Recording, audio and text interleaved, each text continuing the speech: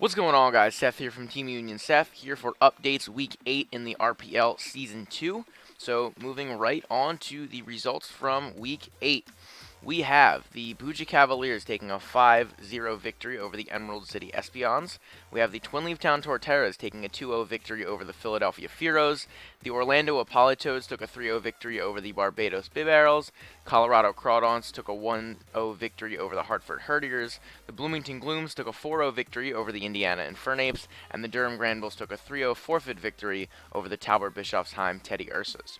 So that leaves the divisions looking like this. In the Dialga division, we have the Philadelphia Fearos still leading at 7-1 with a plus 18 differential and a 4-0 division record.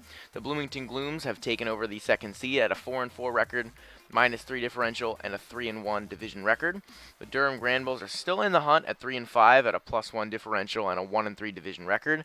And the Emerald City Espions filling out the division at 1-7, minus 18 differential, and an 0-4 division record.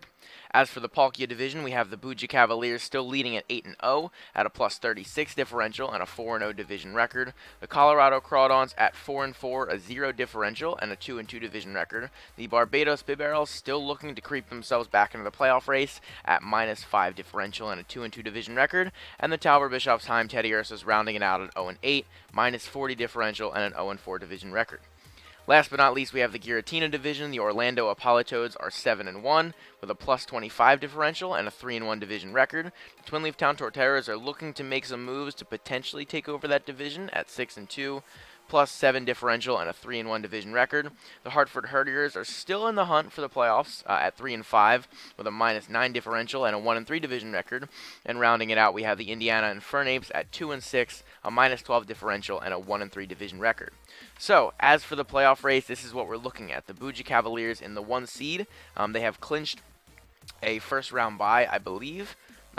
With their differential and everything, even if they lose, well, they haven't clinched a first round bye yet. With a win in week 9, they can clinch a first round bye, essentially. I believe, yeah, with a win in week 9, they can clinch a first round bye. The Orlando Apolitoads can, they can't clinch a first round bye yet, but they can put themselves in really good position for it with another win in week 9. The Philadelphia Fearos are looking to try to get into that first round bye scenario, but they really need to win out with some big differentials and hope the Apolitoads do not get big differentials or potentially lose. The Twin Leaf Town Torteras are still in there looking for a potential first round bye, but unlikely. They're looking to try to creep up into that 3 seed if possible. And then the 5 and the 6 seeds are really anyone's game. The first 4 teams, the Cavaliers, the Apolitoads, the Fearos, and the Torteras, have all clinched a playoff berth. The Colorado Crawdons are currently in the 5th seed with the Bloomington Glooms at the 6th seed. Both of those teams have not clinched playoffs yet. They're looking to win their next few games and really solidify their spot in the playoffs. But we have teams like the Hartford Herdiers, the Durham Granvilles, the Barbados Bibarrels looking to potentially make a run at those playoff spots.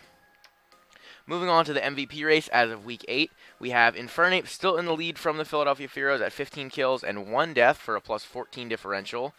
Mega Charizard Y from the Twin Leaf Town Torteras has 12 kills, 4 deaths for a plus 8 differential. Mega Metagross from the Durham Granvilles has 12 kills, 6 deaths, and a plus 6 differential.